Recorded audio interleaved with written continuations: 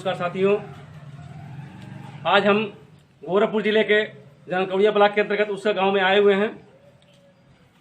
यह उसका गांव है जहां पर एक ऐसा परिवार है और ऐसे अनाथ बच्चे हैं जिनके ऊपर इनके अभिभावक का साया गत 6 महीना पहले इनके सिर से ऊपर उठ चुका है।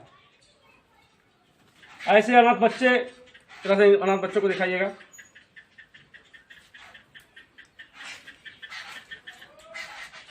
ये मासूम बच्चे ये समाज और शासन प्रशासन की तरफ आशाभरी निगाह से देख रहे हैं, लेकिन आज 6 महीना बीत गया, शासन प्रशासन और सिस्टम की तरफ से कोई भी सुख सुविधा इस परिवार को अभी तक मुहैया नहीं की गई है। इस समय सरकार द्वारा जो मुख्यमंत्री बाल सेवा योजना की बात कही जा रही है, इसमें नियम और शर्त है कि कोरोना बीमारी के द्वारा जो भी बच्चे अनाथ हुए हैं ऐसे बच्चों को ही लाभ दिया जाएगा।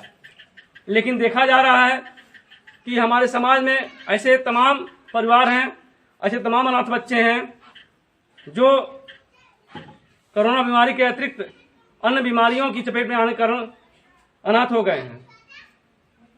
हमारे न्यूज़ चैनल ने ऐसी समस्याओं को, ऐसे अनाथ बच्चों के लिए सरकारी सहायता देने के लिए अपना प्रयास शुरू किया है, अपना अभियान शुरू किया है। उसी क्रम में आज हम गोरखपुर जिले के जनकौड़िया ब्लॉक के अंतर्गत उसका गांव में आए हुए हैं।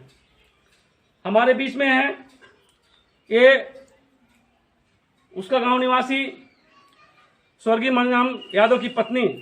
क्या नाम है आपका? क्या नाम है? प्रतिमा यादव। तो आपके पति का निधन कब हुआ था? 6 दिसंबर में। क्या समस्या आ रही है उसके बाद? समस्या यही है कि तेज बोलिएगा। खाने पीने का कुछ वो है नहीं, गैस वैस का पैसा भी नहीं है, रहने का कोई ठिकाना नहीं है। अच्छा, अभी घर की समस्या भी नहीं है, इसमें घर भी आपके पास नहीं है? नहीं। अच्छा, तो आपके पति क्या करते थे?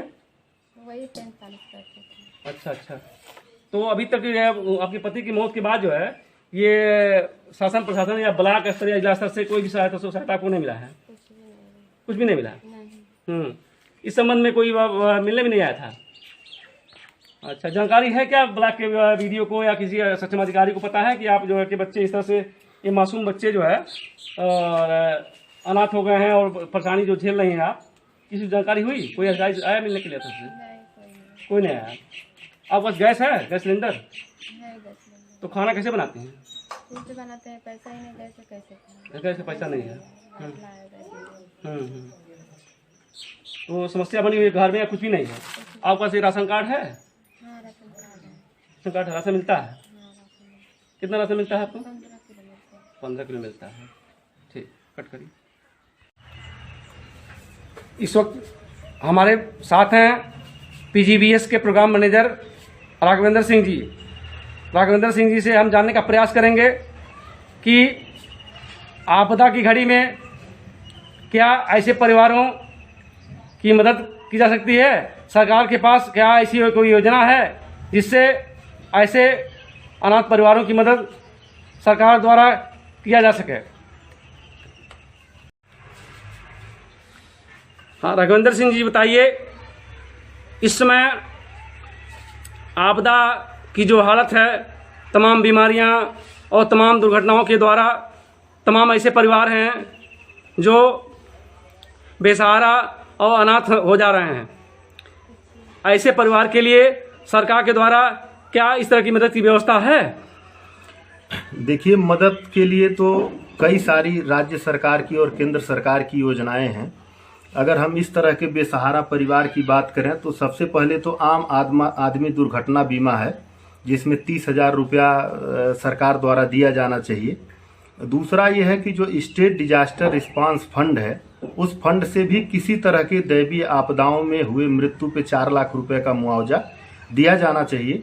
लेकिन हमारे यहाँ दुर्भाग्य बस ये कहिए कि कोविड जैसी बड़ी महामारी को आपदा के श्रेणी में नहीं रखा गया। इस मुआवजा को अगर ध्यान में रखें, अभी आज ही बिहार सरकार ने लागू किया है अपने यहाँ कि कोई भी अगर कोविड की वजह से मृत्यु हो रही है तो उस पर भी 4 लाख रुपए दिया जाएगा। लेकिन ये व्यवस्था भी हमारे यहाँ लागू नहीं है, इसलिए कोविड जैसी महामारी में मरने के बाद भी डायरेक्ट तो कोई ऐसा लाभ नहीं है।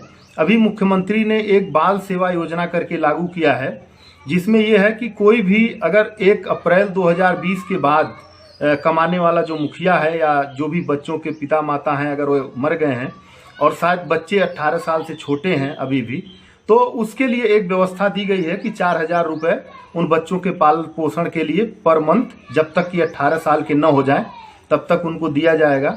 और अगर कोई लड़की है, उस लड़की के शादी के लिए भी 1,01,000 रुपये दिए जाने का प्राविधान है। और 11 साल से ऊपर के जो भी बच्चे हैं, लेकिन उसके टर्म्स एंड कंडीशन तो है ये ना कि कोरोना से मरने वाले जो लोग हैं उनके परिवार के लोगों को ये लाभ मिलेगा।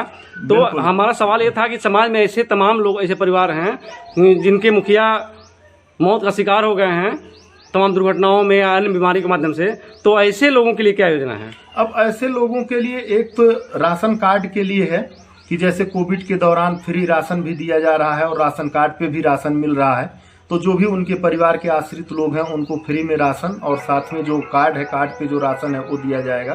साथ ही मनरेगा से जोड़ करके उनको रोजगार दिए जाने का भी प्राविधान है कि जॉब कार्ड बना करके उनको जो भी 204 रुपये प्रतिदिन की मजदूरी है उस हिसाब से उनको दिया जाए।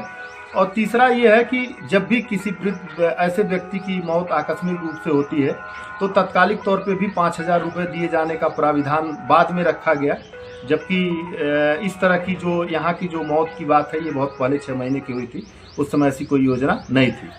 दूसरा ये है कि अगर कोई व्यक्ति है जो खाता खोल रखा है किसी भी बैंक में, तो वहाँ से भी 12 रुपये या 330 रुपये काटे जाते हैं उस खाते से। तो ये भी जांच का विषय है कि जिस व्यक्ति की, हम आपदा की बात कर रहे हैं कि आपदा के उसमें जो है कि मद में जो है कोई ऐसा कोई व्यवस्था है क्या कि ऐसे परिवारों की भी मदद किया जा सकती है जो इनकी मौत जो है ये कोरोना के अलावा भी अन्य दुर्घटना के या बीमारी के माध्यम से हुई है? तो बैंक में जो दुर्घटना बीमा है उसने कोरोना को दुर्घटना या आपदा मानते हुए उस पर मुआवजा देने का ऐलान किया हुआ है। तो अगर कोई भी व्यक्ति है जो खाता खोला है बचत खाता, उस पर अगर 12 रुपये या 330 रुपये कटे हैं और किसी व्यक्ति की कोरोना या किसी भी आपदा में अगर मौत होती है तो उस पर 2 लाख रुपए देने का वो भी मुआवजे का प्राविधान किया गया है। या इसके अलावा जैसे आपने कहा कि किसी भी आपदा, तो अभी आज ही एक नई आपदा जोड़ दी गई है। पहले था कि बाढ़ के समय डूबने पे 4 लाख रुपए मिलेगा, लेकिन अगर बाढ़ के अलावा कोई व्यक्ति तालाब में, गड्ढे में, नदी में कहीं से भी डूब के मरता है तो उस पर भी 4 लाख रुपए मिलेगा। साथ ही अगर स्नेक बाइट यानी सर्पदंश की वजह से, वज्रपात की वजह से, बिजली गिरने की वजह से या किसी भी इस तरह की दुर्घटना में, आग में जल जाने से या भूकंप में दब जाने से मरते हैं अगर कोई भी, तो उस पर 4 लाख का मुआवजा निर्धारित है। बहुत बहुत धन्यवाद। धन्यवाद आपको।